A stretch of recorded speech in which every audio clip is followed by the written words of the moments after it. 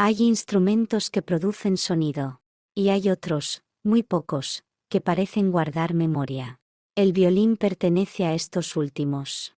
Su historia no comienza con una fecha exacta, sino con una obsesión, la del ser humano por imitar su propia voz. Durante siglos, los músicos buscaron un objeto capaz de llorar, suplicar, temblar y gritar con la misma fragilidad que un pecho humano. Esa búsqueda tomó forma definitiva en el norte de Italia, a comienzos del siglo XVI, cuando la madera dejó de ser materia y empezó a ser lenguaje.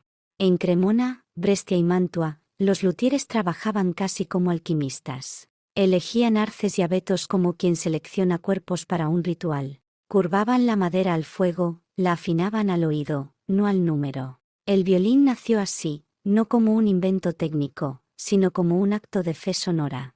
A diferencia de otros instrumentos, el violín no se apoya en el suelo ni se sopla, se abraza. Se coloca cerca del cuello, allí donde late la sangre. Tal vez por eso su sonido resulta tan íntimo, tan peligrosamente humano. Durante siglos, el violín fue creciendo en prestigio, hasta que encontró a quien lo llevaría más allá de toda razón. Ese hombre fue Niccolò Paganini. Paganini no parecía un músico, parecía una aparición. Nacido en 1782, su figura era espectral, alto, huesudo, rostro pálido, mirada febril. Cuando tocaba, el público no aplaudía de inmediato. Primero había silencio. Luego, miedo. Nadie entendía cómo era posible lo que acababan de escuchar. Su técnica desafiaba la anatomía. Tocaba con una sola cuerda, rompía las demás en pleno concierto, ejecutaba pasajes tan rápidos que el oído apenas podía seguirlos. Algunos aseguraban haber visto humo salir del escenario. Otros juraban que, al tocar, su sombra no se movía con él. Así nació la leyenda: Paganini, el violinista del diablo. En una Europa donde el genio era sospechoso, se dijo que había vendido su alma a cambio de su talento, que su madre lo había consagrado a fuerzas oscuras, que su violín estaba habitado. Paganini jamás negó nada. Sabía que el mito amplificaba el sonido, y entendía algo esencial: el violín no solo debía tocarse, debía invocarse.